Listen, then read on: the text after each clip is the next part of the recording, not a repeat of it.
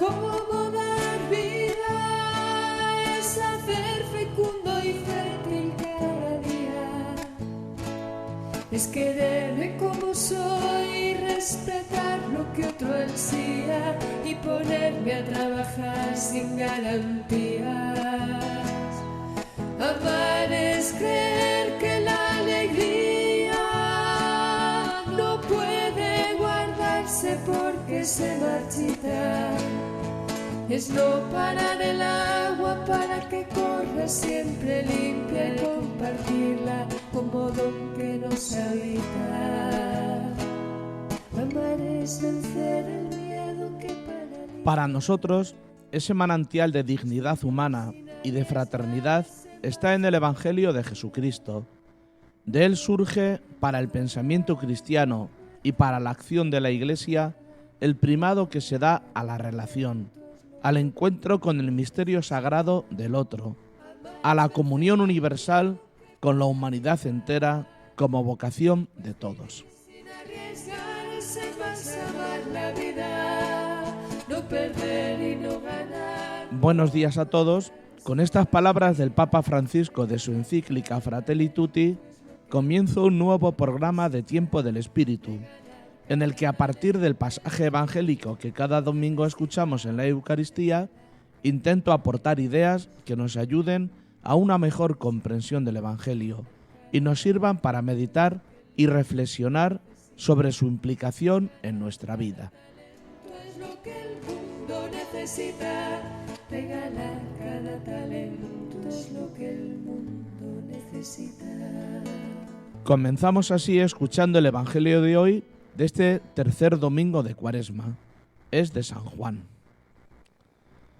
Se acercaba la Pascua de los judíos y Jesús subió a Jerusalén y encontró en el templo a los vendedores de bueyes, ovejas y palomas, y a los cambistas sentados.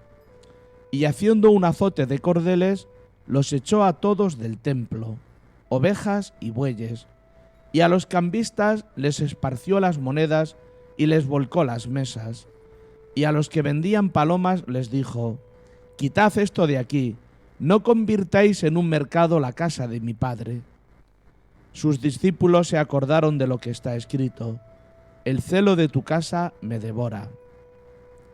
Entonces intervinieron los judíos y le preguntaron: «¿Qué signos nos muestras para obrar así?». Jesús contestó: «Destruid este templo y en 3 días lo levantaré». Los judíos replicaron: 46 años ha costado construir este templo y tú lo vas a levantar en 3 días. Pero él hablaba del templo de su cuerpo, y cuando resucitó de entre los muertos, los discípulos se acordaron de lo que había dicho, y creyeron a la Escritura y a la palabra que había dicho Jesús.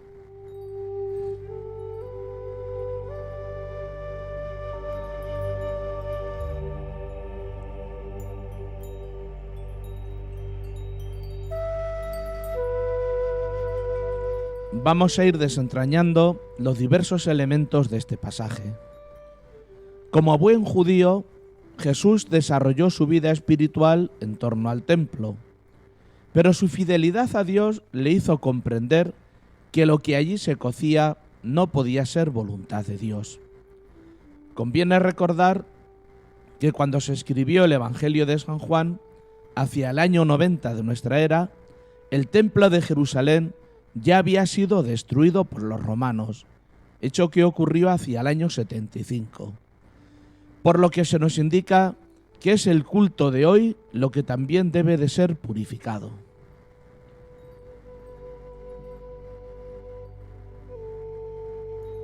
Es casi seguro que un episodio parecido a lo que escuchamos pudo suceder realmente, porque el relato cumple perfectamente los criterios de historicidad.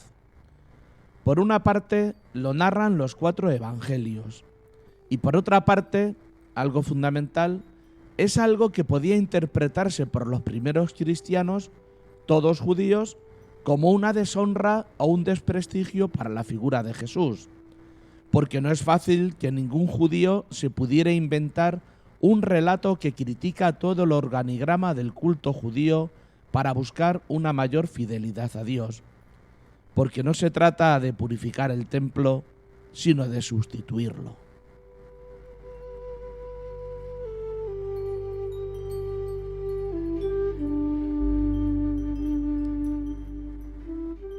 A nuestra mentalidad moderna le resulta difícil valorar la acción de Jesús, no capta sus repercusiones. Nos ponemos de su parte sin más y consideramos unos viles traficantes a los mercaderes del templo, acusándolos de comerciar con lo más sagrado. Pero desde el punto de vista de un judío piadoso, el problema es más grave.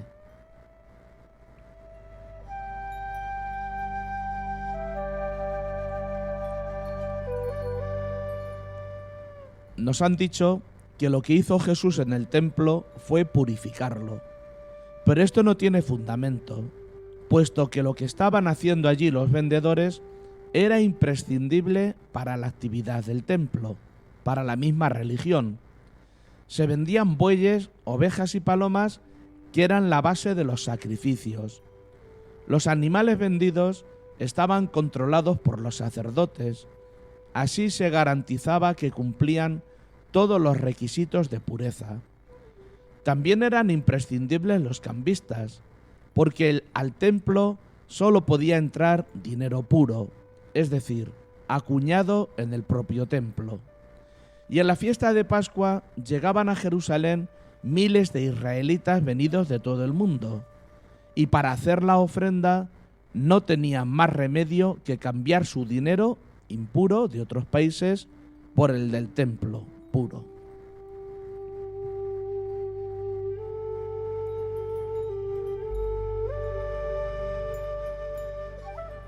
Jesús quiso manifestar con un acto profético que aquella manera de dar culto a Dios no era la correcta. En esos días de fiesta podía haber en el atrio del templo unas 8.000 personas. Es impensable que un solo hombre con unas cuerdas pudiera arrojar del templo a tanta gente. El templo tenía su propia guardia, que se encargaba de mantener el orden. Además, en una esquina del templo se levantaba la Torre Antonia, con una guarnición de legionarios romanos. Los levantamientos contra Roma tenían lugar siempre durante las fiestas. Eran momentos de alerta máxima. Cualquier desorden hubiera sido sofocado rápidamente.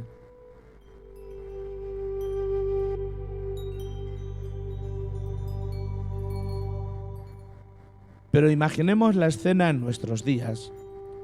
Jesús entra en una catedral, se fija en todo lo que no tiene nada que ver con una oración puramente espiritual, lo amontona y lo va tirando a la calle.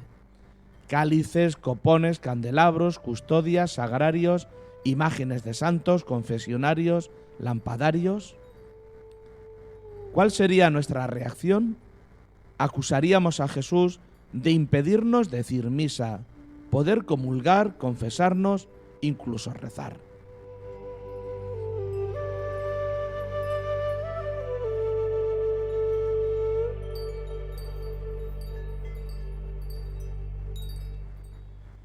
En el Evangelio de San Juan, que hemos escuchado, se cita un texto del profeta Zacarías, que dice: «En aquel día se leerá en los cascabeles de los caballos, consagrado a Yahvé.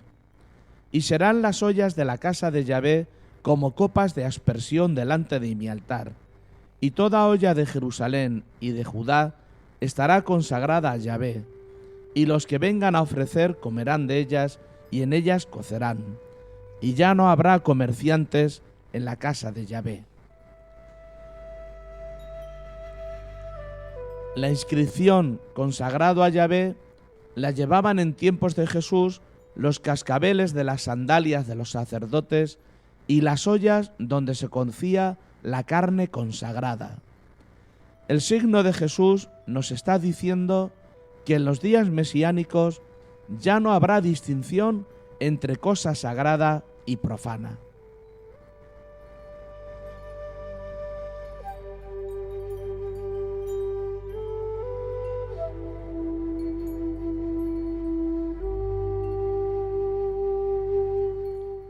el evangelista San Juan intuye la gravedad del problema y añade unas palabras que no aparecen en los otros evangelios.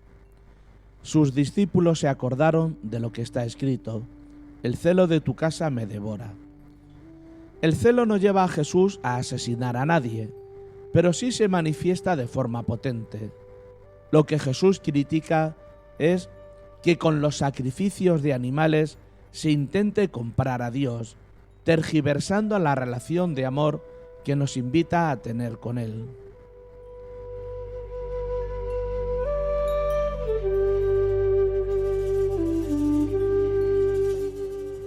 Los vendedores interpelados, los judíos, le exigen a Jesús un prodigio que avale su misión. No reconocen a Jesús ningún derecho para actuar así. Ellos son los dueños y Jesús un rival que se ha entrometido.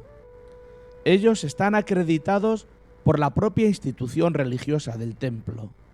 Quieren saber quién le acredita a Jesús para obrar así. No les interesa la verdad que denuncia, sino la legalidad de la situación que les favorece. Pero Jesús les hace ver que sus credenciales han caducado. Las credenciales de Jesús serán hacer presente la gloria de Dios a través de su amor a los demás.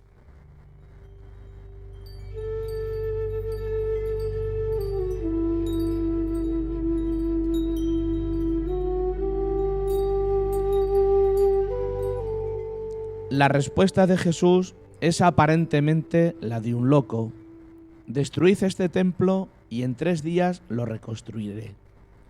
El templo de Jerusalén era un edificio impresionante. Para construirlo, ya que era un edificio sagrado, hubo que instruir como albañiles a 1000 sacerdotes.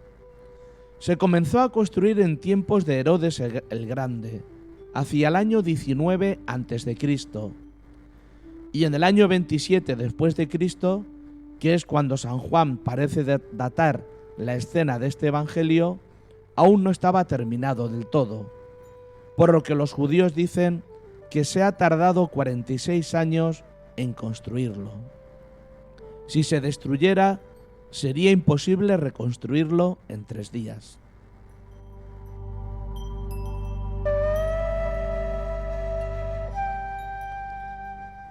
Lo de los 3 días es una alusión a la resurrección de Jesús. Por eso escuchamos este texto en medio de la Cuaresma. Le piden una señal y contesta haciendo alusión a su muerte. Su muerte hará de él el santuario definitivo. La razón para matarlo será que se ha convertido en un peligro. El fin de los tiempos en Juan va ligado a la muerte de Jesús. Con ello, la liturgia orienta el sentido de la Cuaresma. No termina en el Viernes Santo, sino en el Domingo de Resurrección.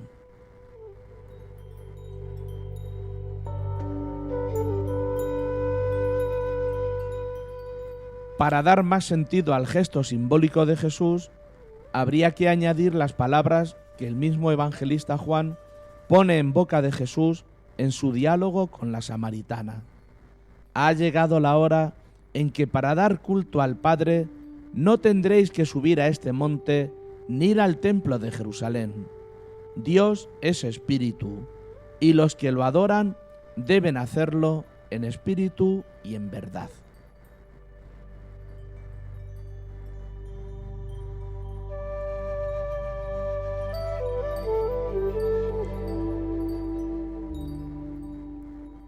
Se nos ha enseñado desde chiquitillos a decir que la iglesia, el templo, es la casa de Dios, la morada de la divinidad. Esto casaba bien con la idea de un Dios más o menos controlado por la autoridad religiosa. Jesús desmonta este engaño y con ello desnuda cualquier idea sobre Dios. La divinidad, según sus palabras, habita en cada ser humano, en todo el mundo, en toda la realidad.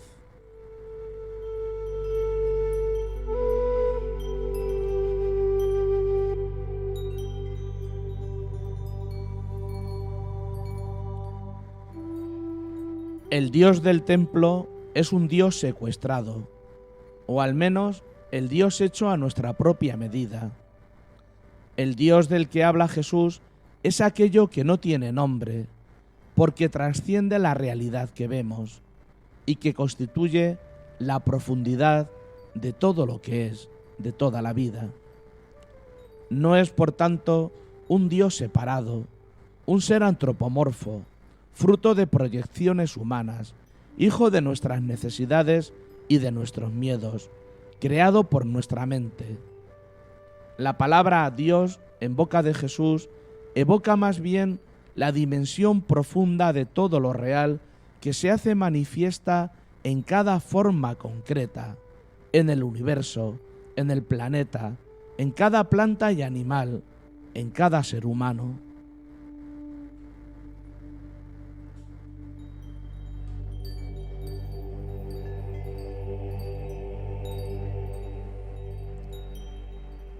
Quien encierra a Dios en el templo puede caer en la trampa de pensar que es posible una relación con Él al margen de la relación con las cosas y con las personas.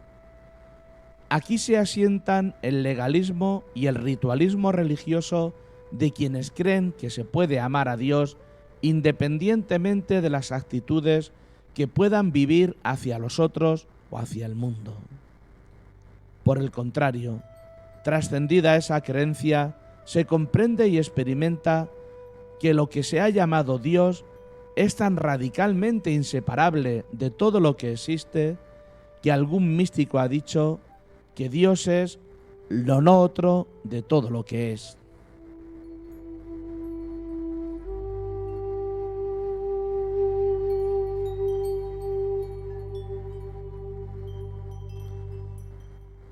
El sistema del templo judío era un sistema complicado para llegar a Dios, un sistema que impedía la relación profunda con Él, que alejaba más de lo que acercaba. Jesús se manifiesta en misericordia con el culto del templo por esa razón. Un sistema que no permite la relación entre Dios y la criatura, toda criatura sin excepción, que expulsa de esa posibilidad de relación con Dios a los más vulnerables, que termina por sustituir a Dios por ídolos, que termina por hacer de la religión un mercado con sus mismos valores y criterios. El que no es competitivo sale del sistema, no puede ser el Dios Padre, Madre, el Dios del amor y la misericordia.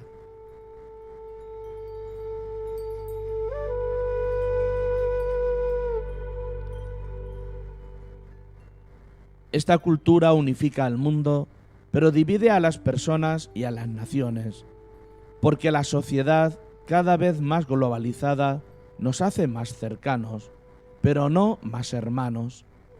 Estamos más solos que nunca en este mundo masificado que hace prevalecer los intereses individuales y debilita la dimensión comunitaria de la existencia.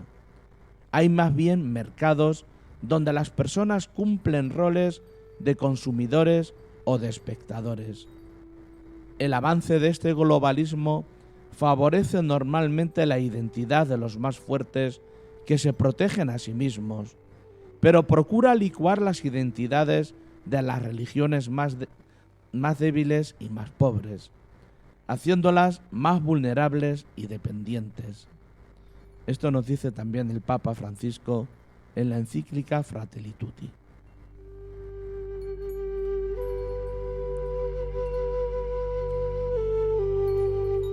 Jesús nos deja otro modo de relación con Dios, otro templo, el de su cuerpo roto en la cruz y resucitado por el amor.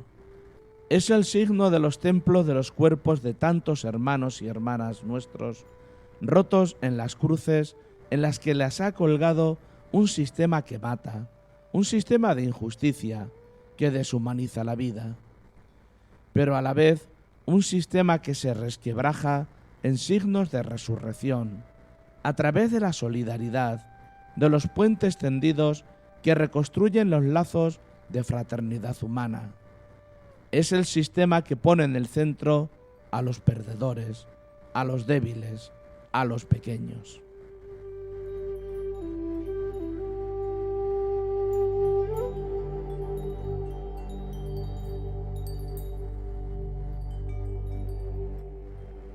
La iglesia que Jesús querría ha de ser la iglesia del Dios de Jesús, que ama con predilección a los pequeños, que se desgasta para que otros puedan vivir, que manifiesta en todo gesto la ternura y la misericordia entrañable de Dios, que sufre si los pobres sufren y que genera con ellos comunión de vida, de bienes, de acción.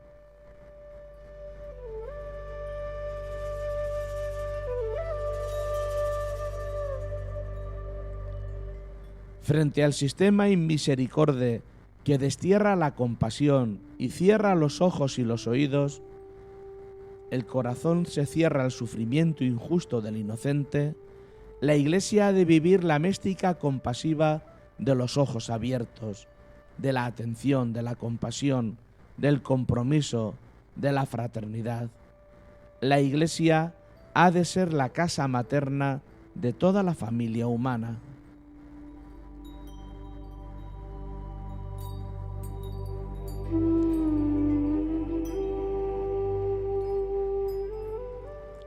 Nos dice el Papa Francisco en la encíclica Fratelli Tutti: hay una característica esencial del ser humano, tantas veces olvidada.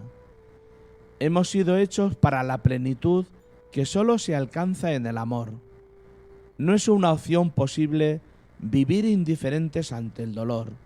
No podemos dejar que nadie quede a un costado de la vida.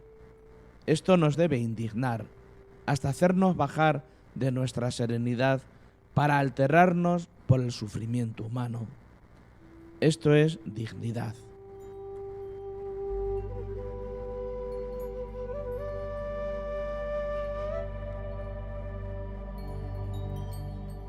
El hecho de creer en Dios y de adorarlo no garantiza vivir como a Dios le agrada. Una persona de fe puede no ser fiel a todo lo que esa misma fe le reclama, y sin embargo puede sentirse cerca de Dios y creerse con más dignidad que los demás. Pero hay maneras de vivir la fe que facilitan la apertura del corazón a los hermanos, y esa será la garantía de una auténtica apertura a Dios.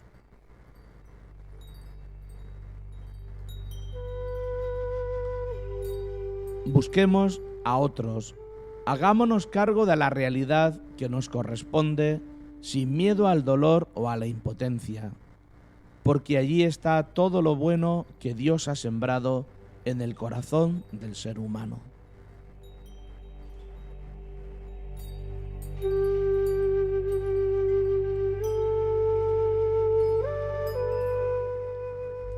Termino así el programa de hoy. Que tengan un buen día y una feliz semana. Les recuerdo que esta tarde a las 5 tendremos también el pregón de la Semana Santa. Les dejo con una nueva canción de Salomé Arricivita, Templo Sagrado.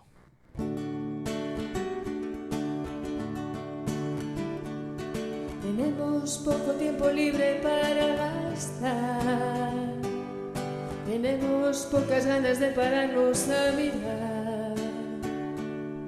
Tenemos mucha prisa por vivir y disfrutar.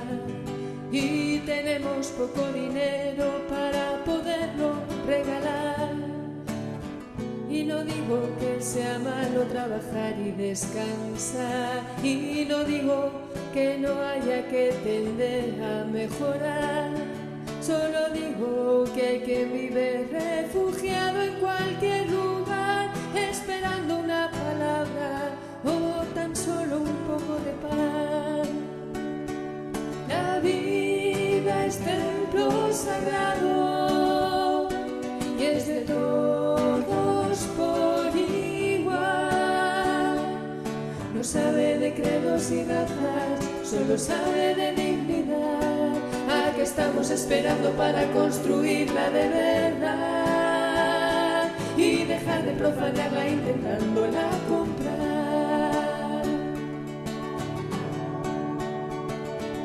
Tenemos muchos derechos que otros quieren recortar. Tenemos muchos deberes que no nos cuesta olvidar. Tenemos fe en los milagros y en que el mundo va a cambiar. Tenemos techo y comida y hasta calefacción de gas. Y no digo que sea malo tener derechos y libertad. Y no digo que la fe en el mundo no se hace de verdad. Solo digo que es de todos el derecho a vivir en paz y deber de ser humano aliviar al que está mal. La vida es templo sagrado y es de todos por igual.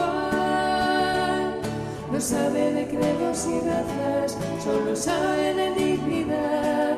¿A qué estamos esperando para construirla de verdad? Y dejar de profanarla intentándola comprar.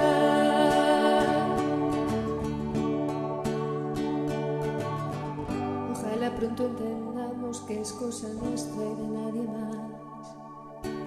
Empezar a cambiar el mundo con un gesto, con verdad. La vida no está de oferta. Tengamos dinero, podamos votar. Cada vida es sagrada y olvidarlo es comercial. La vida es templo sagrado y es de todos por igual. No sabe de credos y razas, solo sabe de dignidad. ¿A qué estamos esperando para construirla de verdad? Y dejar de profanarla intentándola comprar. ¿A qué estamos esperando para construirla de verdad? Y dejar de profanarla intentándola